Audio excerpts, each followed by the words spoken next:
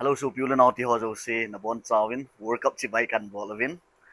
tu lai te hin CSN ate khangin ibui pi pe ni che le a World Cup ai zengin mi te ke bi ki ngol tha ding ai ta en na imut phat lom talo tho phat lom talo a ingol do di yang ta win na adi din tu lang hin semi final lang ong hi kita en ami te ke min pan pi tum gam ine win I support do min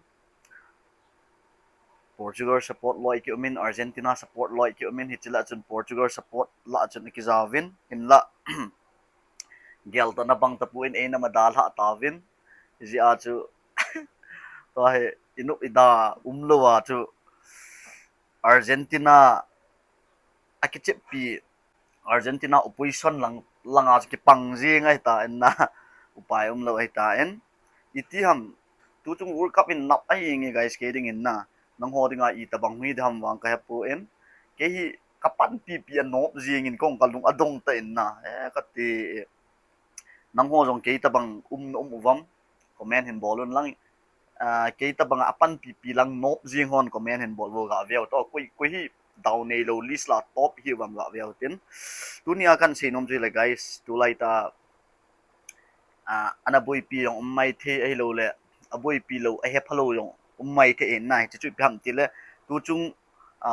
FIFA World Cup 2026 hi akachim ho hin prize I zat amun di event ai lo la first prize I zat hung idam ai lo la second third prize ai lo la ti tia chu prize I zat ai lo la sum I zat an mut di event hi chu ho gam hin sum I zat mut di event ti hoi mi tam pi akisa aboi pi alungim pi inum mai the hin na lungim no ho thin sul ham dinga tu ni ai chi video kan se hin koi gam chun I zat amu ham first prize I zat ham ai lo la 48 prize I zat hi ham ti hoi ta details te na kan se la pe ding hen tu chung 2026 World Cup ma he gam som li la gam gate ki chi mai hen na ti cho chu het su ke diu ka ta sanin hello holding in khat ve in sim la ing ka ting na France, Spain, Argentina, England, Portugal, Brazil, Netherlands, Morocco, Belgium, Germany, Croatia, Colombia, Senegal, Mexico, USA, Uruguay, Japan, Switzerland, Iran, Turkey, Ecuador, Austria, South Korea, Australia, Algeria, Egypt, Canada, Norway, Panama, Ivory Coast, Sweden, Paraguay, Czechia, Scotland, Tunisia, DR Congo, Uzbekistan, Qatar, Iraq, South Africa, Saudi Arabia, Jordan, Bosnia and Herzegovina, Cape Verde, Ghana, Curacao, Haiti, New Zealand. Chỉ dắt chú tu chung tu kum World Cup 2026 chú amo gam som đi là gam get hong kichim ve hin na adang gam min thang tam ta jong azao zo lo apang zo lo tam pi vien aban ban lang le tu azao ho jong hi hung qualified lo mai the tu azao lo ho hung qualified mai the na 2030 na nga kit ta hitin chula ka sei banga chu tu chung World Cup kichim ho hin kui gam hin sumi zat amut dem ti mi tampin na boy video ka ta sanin ibon cha wa hi ding wa hin kan sim thla no min e ho ge la e hon sport ball wa le first prize second prize bo ji he na hin la tu chung World Cup hi ti pu in e ho ata ki he in gam som li la gam git kichim la hin abon che ke wa ake pat na no ho zo sin yung prize san su ke di he ti chin thun do hen gam som li la gam git hong ki chip la chu 33 to 48 hi lik round ti de tam round thum ve ve ape su wa chung thi ai ta ve na ma sa pe na thi ho ti taw te ho he dinga 33 to 48 place ho chun sum izat amu diuham ti hi ana se utin ka sei banga chu 33 to 48 place koi gam ham athi chu sei te hi jong lang non het su ke dio he na World Cup Beijing hon bo chi video nan bet ke dio ka ta sanen 33 to 48 place ho hen amu ho sum US dollar amu ho hen amu hen na 9 million 9 million he amuhon amu in eho India suma chu ti aile echi 9 million hi 85 crore 74 lakhs 29,483 chi amu in emi pawa ga sei dinga chu tai ma lang ai ta hen na eho pawa sei beji jong umlo he na crore anok ma sa pen pen World Cup akipat pa na athima sa pen ho si chun 30 to 40 place ho chun krul som git le nga to lak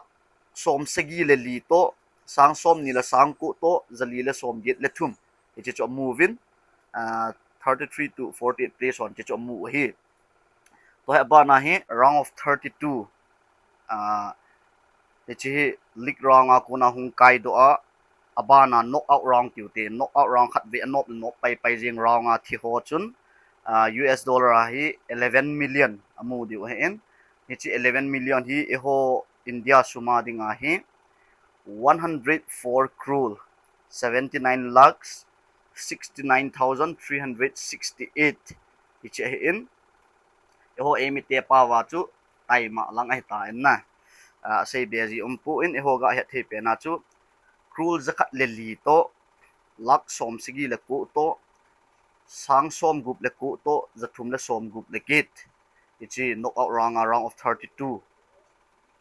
thi ho chun amu hai tai na ya thi hinam aba na hi round of 16 hoi kit nen na eho ga he the pendinga chu Portugal te thi na na ichi jersey te hin na bonun bye bye te isa khum wa in lang ki jut now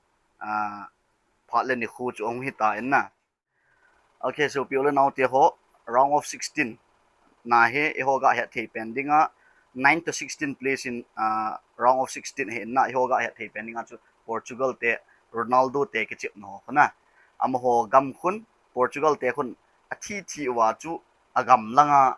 izata ki pu hum ti hin sei diu he in ade dia tuni akan ki jersey supporter a fans ho jo sin ipu nat pen diu round chong hi tan na round of 16 aji chu akum atun so na kini pi le kisun pi pe no Cristiano Ronaldo CR7 chu round of 16 na hi awan lenga kaldowa na bonun bye bye te in sa akum wa in lang ki le oi ta in amo hen round of 16 na hi gam tampi hung thi we na hi jong le adang sei dautin Portugal te ga sei utin round of 16 na Portugal te hen in lang wa sum izat ki pu ham ti hin sei le hen am ho suma hi 15 million US dollar a na 15 million a hen eho India suma hi 142 crore 90 lakhs 54,500 crore zakhat le som li le ni to lak som ku to sang som nga le sang li to zanga hi che ke pu wa agamu gam ngei ta Portugal ki ti chu azut wa wan lenga kuna ho he na bonun bye bye te chin sa khu moi tai ti chin he divin kan dei sa in ai le round of 16 ong ke chain tua hi quarter eho ga he quarter final al lut taw hitin hi chu hi a hele 5th to 8th place hung he tan na 5th to 8th place jo hin koi gam hi ga sei le han phading ham hi cha dinga hi Brazil ga tiu tin na Brazil ga tiu hitin Brazil te hen agam uwa izat ke pu uvam ti hi hin khut ki taw hitin amo hin Brazil te hin quarter final he na sat an he na to ma hin pe win a hin pe chai win gol lel na an nei ta win an nei phat wen bowling dang om to puin agam lang o chen na gam o singsung anula pa pile pu si se na te khang te ki mu ton ding hin wan lenga na bonun bye bye te hin sa khumun a leng do ta win in langa hi sum izat ke pu ham iti aile US dollar a hi 19 million he ke pu wa mai thai sel a in lang azut hitan India suma cho hi a hele 181 crore 25 lakhs 5,400 chi in langa ke pu he tai eho ga he thedinga crore zakhat le som git le khat to lak som ni le lak nga to sanga le zali ke pu wa Brazil gam Neymar to in mit likai di de puma na zut hi tai ti chin he di wen kan dejin ele abana he tu lai ta tu ni tha jong hung ki chem ding a hen na tu lai ta chi jing zan hi a ke pan semi final e ho ding a he zan hi ki ti ji wanga tu ni ji tan na je chu som le ni khel ji e ho ding a wang chu zan he mi dang ding a wang tu ni ji tai semi final hi tun hla jong tu zan ti dam jing le jing ka jong la hung ki chem ding hin zapi na pan pi Argentina te England te to pa la hung ki tha to deu hin ko hin final hung kai go diu tam ko hi final hung ki chu diu hi tam ti hung ki wedding ai ta en hom wang to ki sei the hi lai aji chu fourth place ho hi hung ki wedding third place fourth place ti hung na lai ding hi je nen fourth place hi ga sei ma sa pen leo khan fourth place awang hi zani hla ta nasata akipan pina France eoga he the pending Mbappe kitio amaho he to tuni hla anop nop hung ki chim diu anop zo fourth place hung he di ata en amho fourth place ho hin ein lang wai zan ki pu di hom itiale 27 million US dollar hi 27 million an ki pu diu eho India suma hi ale 257 crore 24 lakhs 68,200 hi fourth place tun hla hong ki chim anop nop to France in an pe ding ichi anop nop kit to fourth place hong di tan amaho chun cruel zani la som nga le sagi to lak som ni le lak li to sang som gup le git to zani en lang wa ki pu di ai tai chule ahung hat zo chu third place ahung ding ai ta in amaho chun US dollar 29 million hi chi in langa an ke pu diu India suma cha hi ale 276 crore 28 lakhs 90,900 hi chi in lang wa an ke pu diu hi okay hi le tu a hi runners up taute final hung ki chim ding ten hi koi hung hi ditam sei thi e pu in khat cha hi le Spain hi final pe dinga umai tan tu ni tha hi England le Argentina he hung ki chim le steni hat hi final Spain to an pe ding ai ta en na nop hin France to third place hung ki chu diu ai ta en final a hung nop final hin pe a hung nop e ho ga he thedinga second hung hi na ai wang midang te ga he thedinga runners up tiu hi in hi cho hin final pe ni a hung nop second place hin muding ho hin US dollar hi 33 million amo hin agam lang wa an ki pu diu in Spain to koi hung hi ditam ke het pui Spain hung hi diham ai lo le tu ni hla ong hat pen hi koi zo hung hi ditam sei the pu in India suma chu hile 314 crore 314 crore 41 lakhs 65,750 ichi final ki chip nia hung no min ein lang wa an ki pu diu hi crore za thumle som le li to lak som li le khat to sang som gup le sang nga to jasigi le som nga chi final match ni anop zo gol lel zo in ain lang wa ki pu du hi chule atu pi pena tu chung world cup ma champion yoga dinga first in la ai lo le champion hot pen tu chung 2026 FIFA World Cup ma a hot pen achung nong penin sum izat in langa an ki pu duham ti hin sei kit lew hen US dollar hi 50 million hi champion ho price hi na it's a cash price hi en ho India suma choi le cruel zalile som segi lagu 476 crore 38 lakhs 87,500 chi champion hon an mu diu hi en cruel zalile som segi lagu to lak som thumle lak git to sang som git le sang segi to zanga hi in langwa champion in an ke pu ding ai ta he chi tu lai ta he koi hung chang dham ke sei chin thei pu in Spain hung hi diham ai lo le England hi diham Argentina hung hi diham ti sei thei ai pu in champion hin la hung hat pen first in la pen final ni a zo pen chun 50 million cruel zali le som segi le group chi in langwa ke pu du ai tai ti mi pin in heading wa kan de in ting le kaga hab ben nom kit khat choi le tu chung world cup ki team zo si na qualified team ho zo se hin preparation course ai 1.5 million mizo sin compulsory amu su ke ke diu hi ti yong chiga sei do hi in tin guys tun la hi semi final khude na khude bai khu ki tung de in England versus Argentina hong ki team ding in Portugal fans ho jo si England langin po ke pu in ki gut na sata in tun la ading in ki gut ki tawin na nei ki tawin na Portugal fans ho jo si gel dinga chu England te hin Argentina te hin hian te le ti Portugal fans te kinep na in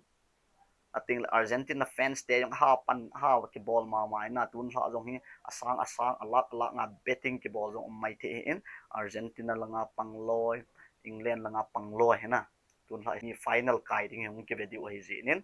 so pil naw ti ho nang ho koi langa na panuham Argentina langa na him ola England langa na him na ke wang chun na sat England langa ka panin England te hin Argentina te an jolo la jak ta dan san ne edi na guys tu ni la wang chu itam kap kapan na lang hi hot khitilo na tu chung World Cup se sang izat hi sum kaman do tam mi to betting kapol yang ai wang ka zo kha lu in chen to kha mo ta in no ho wang I ti dam the puin ho yang betting na ball jiwa koi amang nom ta wang comment jong han ball kevin lang na tu ni la England to Argentina semi and veding final kai final last spin to ki tu ding ki chu ding tan nang ho koi lang na panwam non jong comment hen ballun lang guys tun la video ano na thei chan tun la live a veo de live a ve su ke utin ki ho tu tin chu the utin kina ki sau ki bau kina pai ki la ta lung han thang pom thio ball pu tin e ho kina otin ki that tu yong le han langa football pe hon e het pha diu jong hai pu in apa chum ding akan ding jong om pu in izi chun anuk na thei chan a ve zo utin kina ki sau ki lung nok mo ki thio wang ball pu ti ti chu kain team nào in sung ki ka nu pa le nu pa ki ka ke boi tam pi om ta na jong le World Cup hin hen kol ni su sa putin World Cup hin tisan su sa putin World Cup hin kan su sa putin World Cup hin ki bung khen na ki lang khen na ni sa putin anup nu na in zo ve hoti ti chu chaina pe na khan se hin guys ka sei chop de du yeng na kyong hoi chu ka sei ma san hoi chi am ho sum hi 11 million ai lo le chi million hi e ho suma I za hung hi am ti ki sam am ti yong ki bui khop se yeng na tama tam e ho bon chu sum zakat not git ham ku ham ong ki su tu a ai lo le zakat not som le thum som le liong ki su tu le bui khop se ren na sim wa na chi million ki to krul ki lang pi he ka te in sim di chu ha sa he na bang do lang ken se da lo mai the na izong le ki hem to tin ka sei khilo ma le non itlai chu sei di pu itlai chu hi zat zo hi ti kha chu comment an in bol pe lang mo a